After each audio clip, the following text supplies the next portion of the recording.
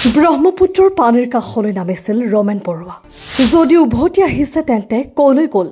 প্ৰশ্ন বহু, উত্তৰ নাই। 3 দিন পাৰ হ'ল ৰমেন বৰুৱাৰ সন্ধান নাই।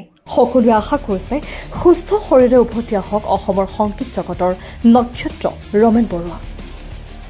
কিন্তু 3 দিন পাৰ হ'ল, এতিয়াও কোনো সন্ধান ওলোৱা নাই। যিমানেই সময় গৈছে সিমানেই চিন্তা বাঢ়িছে পৰিয়ালৰ। উদ্বেগ বৃদ্ধি পাইছে অসমবাসীৰ। দিনে নিশাই অভিযান চলাইছে, কিন্তু সফল হোৱা নাই আৰক্ষীয়েও। এতিয়াও অভিযান অব্যাহত আছে। ব্ৰহ্মপুত্ৰতো চলোৱা হৈছে ধাৰাবাহিক অভিযান। এইখিনিতে বহু প্ৰশ্ন উত্থাপিত হৈছে ৰমেন বৰুৱাৰ নিৰুদ্দেশৰ ঘটনাক লৈ। ইতিমধ্যে আৰক্ষী আয়ুক্তই কেতবোৰ তথ্য সদৰি কৰিছে।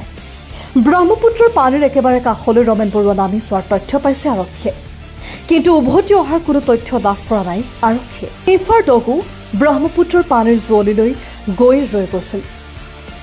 তেন্তে কেনেবাকৈ অসাৱধানবশতঃ পিছলি পানীত পৰিল নেকি ৰমেন বৰুৱা?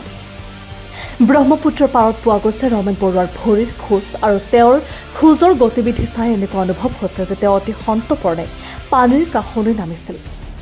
সেই দিশলৈ চাই তেওঁ আন দিশেৰে ব্ৰহ্মপুত্ৰৰ পাৰৰ পৰা উঠি আহিছিল নেকি, সেই কথাও নুই কৰিব নোৱাৰি। যদি তেওঁ ব্ৰহ্মপুত্ৰৰ পাৰৰ পৰা উঠি আহিছে তেন্তে কলৈ গ'ল? আৰক্ষী আয়ুক্তই কোৱা মতে তেওঁ ব্ৰহ্মপুত্ৰৰ পাৰলৈ যোৱাৰ সময়ত অতি ভাবুক আছিল। মনত আঘাত পাই তেওঁ স্বইচ্ছাই ঘৰৰ পৰা ওলাই আহিছিল। ব্ৰহ্মপুত্ৰৰ দিশে যোৱাৰ সময়ত এজন প্ৰত্যক্ষদৰ্শীয়ে তেওঁ কলৈ যায় সুধিছিল, কিন্তু তেওঁ কোনো উত্তৰ দিয়া নাছিল। তাৰ প্ৰতি লক্ষ্য ৰাখি তেওঁ যে ভাবুক আছিল, চিন্তিত আছিল, সেই কথা নুই কৰিব নোৱাৰি। তেন্তে পৰিয়ালকেন্দ্ৰিক কোনো কথাত আঘাত পাই তেওঁ ক'ৰবালৈ গুচি গ'ল নেকি ৰমেন বৰুৱা? জানিব পৰা মতে গুৱাহাটীত ৰমেন বৰুৱাৰ বন্ধুৰ সংখ্যা তেনেই কম। ঘৰতো কথা একেবাৰে কমকৈ কয়।